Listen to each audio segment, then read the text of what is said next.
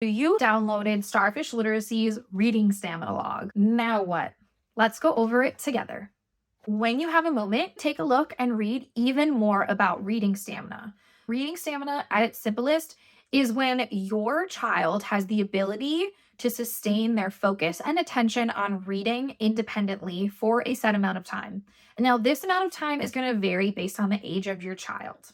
Here are some ways that you can help encourage and increase your child's reading stamina outside of these reading logs.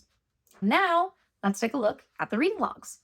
Included in the printable file is going to be 4 separate reading logs. So you'll see there's marbles, bubblegum, pizza party, and pop it. A great thing for you to do with your child is to set a goal, a set amount of time that they can try reading independently. Now, I want you to start small and over time increase it. Maybe in a week, you add another minute and another minute and another minute. I want you to think about anytime you've tried a new activity. For me, that's often working out. I try a new type of workout and I push myself too hard, and then I get discouraged because I can't do it, and then I lose the drive to want to try again. That can kind of happen the same with reading, because this is a muscle that we're trying to build with them. We want to make sure that we're not pushing too hard, pushing too fast, pushing too much. Let's say, simple goal of 3 minutes. Your child on one night reads 3 minutes. You can have them write that in one of the circles.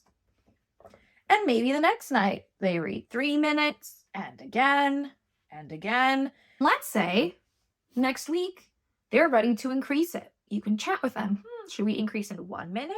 Should we increase it 2 minutes? Making sure to this encouragement, open conversation with them around how to increase their reading stamina.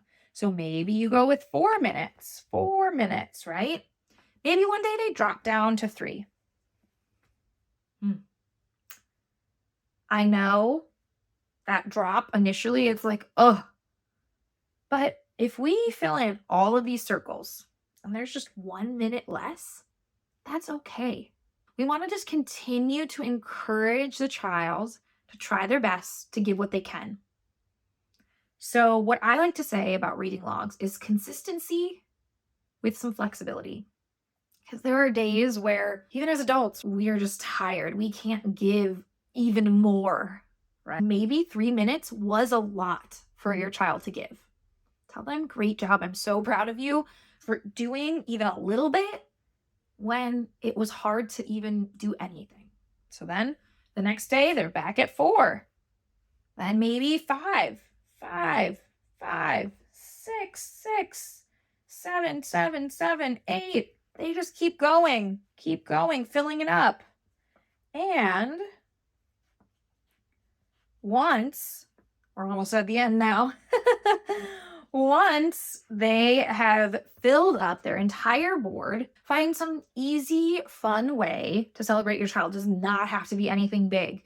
It could be something as simple as getting a sticker, or maybe you make them like an award. You could draw something out, you could print something for them. Find a great way to celebrate them and let them see how good of a job that they did.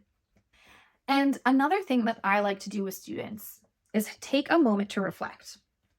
So say, wow, last month you started just reading 3 minutes. But look at what you were able to do over time. Over time, you got to 14 minutes.